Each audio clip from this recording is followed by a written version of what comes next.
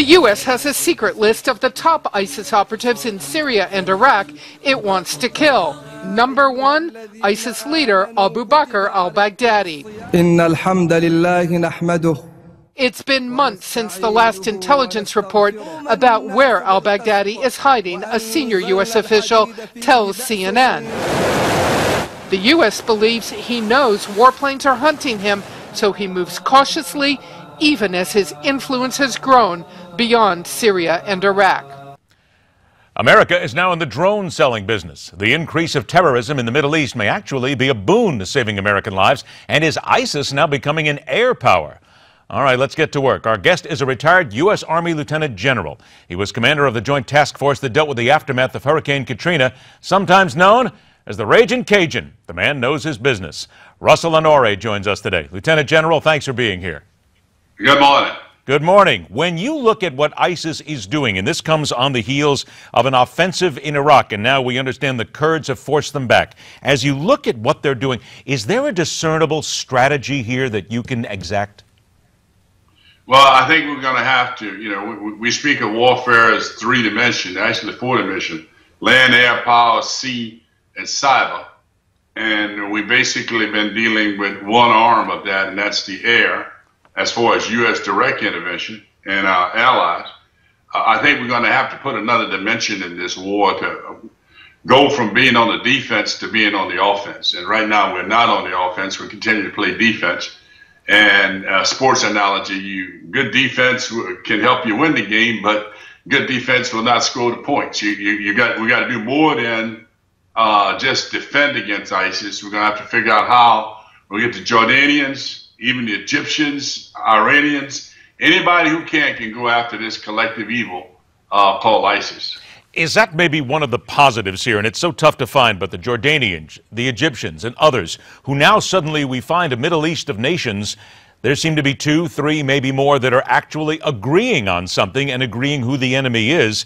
Does this not mean that there might be fewer American sons and daughters to be dying on Middle Eastern sands, and maybe, just maybe, they can actually take the fight themselves? Well stated. I think the more people we get from the region, as well as our other allies, the French, they've taken a hit here, and other countries that have been directly attacked, to either contribute their capacity, meaning intelligence, air power, artillery, and on-the-ground advisors and abilities to be able to use these precision weapons, and to give the Kurds the weapons they need. So there's a lot more we could do without sending in the 82nd Airborne and a Marine division. But I think hopefully the people are being well advised. From day one, my thought was we need to have continuous attacks on ISIS by land, air, and sea 24/7. And the bombs we drop in the course of a day, we need to be dropping that in the course of a couple hours and put constant pressure on them.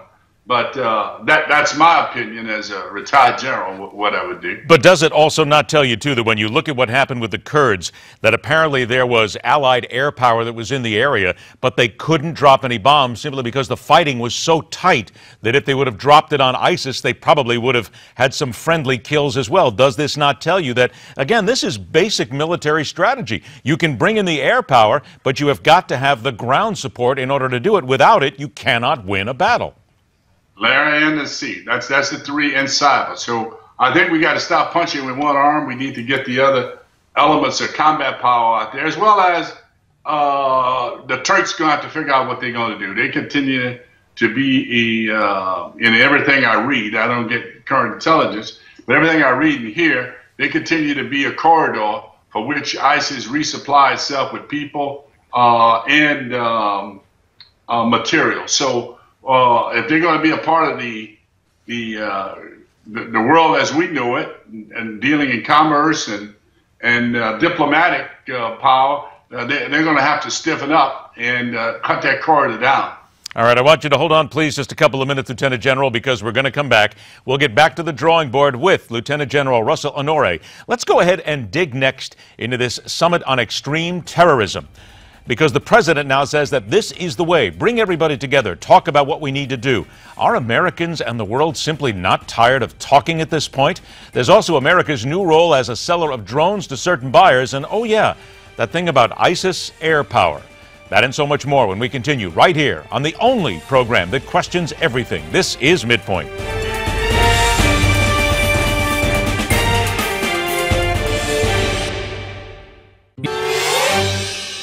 Welcome back to MidPoint. Our guest is retired U.S. Army Lieutenant General, former Commanding General of the U.S. First Army at Fort Gillem, Georgia, Russel Honore.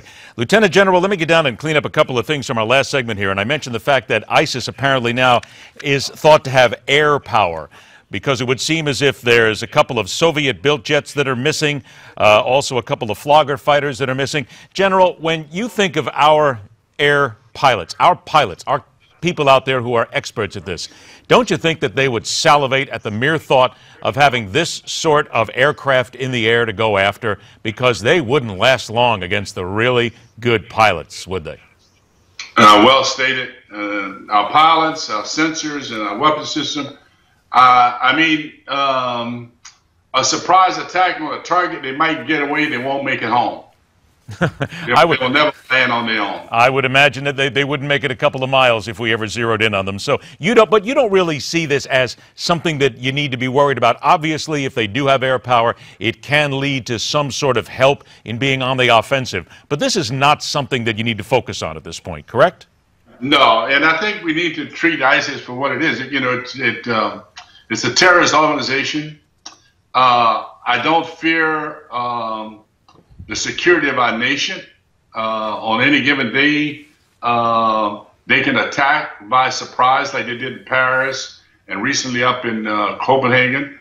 If not them, their sympathizers. So I think we're going to live with this for a time to come.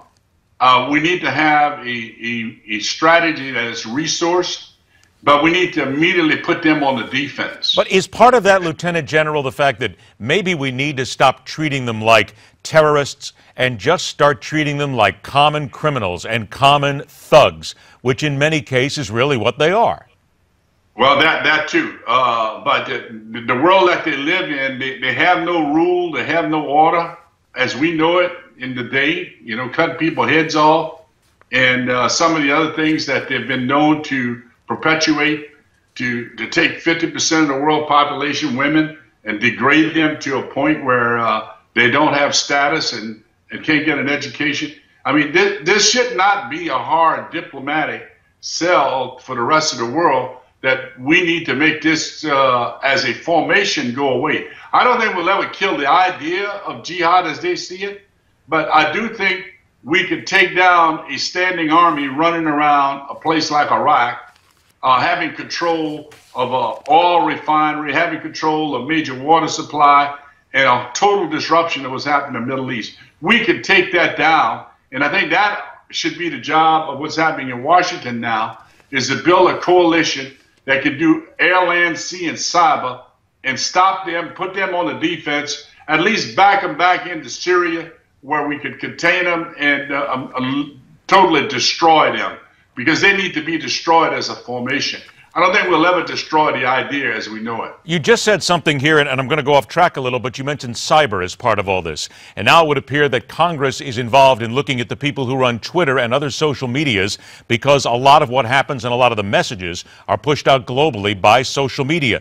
Do we need to get a better handle on it? And maybe even the people who run these social media outlets themselves, they need to be aware that in many ways they are aiding and abetting terrorism by allowing much of this to go through in what they call free speech, but it's dangerous and it leads to killings. Well, I spent about a year and a half in Washington on the deputy on the National Security Council counterterrorism task force in the latter part of the Clinton years when we're hunting down bin Laden, remembering a little bit of what our actual capacity is. I think we have yet to use that weapon in an offensive way. And ISIS don't have satellites. They don't have necessarily international means other than cyber, meaning social media, to communicate. So we then need to take the battle to them. We need to, in your opinion, use the social media and make that part of an offensive strike. We need to go on the offense against them. We need to publish every nasty thing they do. And they might think they're smart, but many of the things they've done is alienated the world. They think they can deal with fear by cutting people's heads off, but they are amateurs in that they are alienating the world against them. Is that just what maybe we need to do? I got about 30 seconds left, but with this whole violent extremism summit that is here right now that the president is holding, what we really need to do is find a way to strike fear in the hearts of these people, and we're not doing it. Well, I think we need to do more of it. You know, every night we go to bed, we got our airmen out there attacking them. We need to get some ground capacity that can get precision weapons on the ground. We need to arm the Kurds. And we need to put some more advisors in there that go forward with the Iraqi army and work with them and bring precision weapons in. And we need to get artillery in Iraq. We need to have counter-battery artillery. We could take this formation down and probably a couple more battalions of Apache helicopters. All great ideas. Lieutenant General Russel Honore, thank you so much for joining us. I will look forward to speaking to you again, sir. Good day. All right, take care. Raging Cajun speaks. The lone wolf, the solo killer, and the possibility it's all a bad fairy tale. That's next on MidPoint.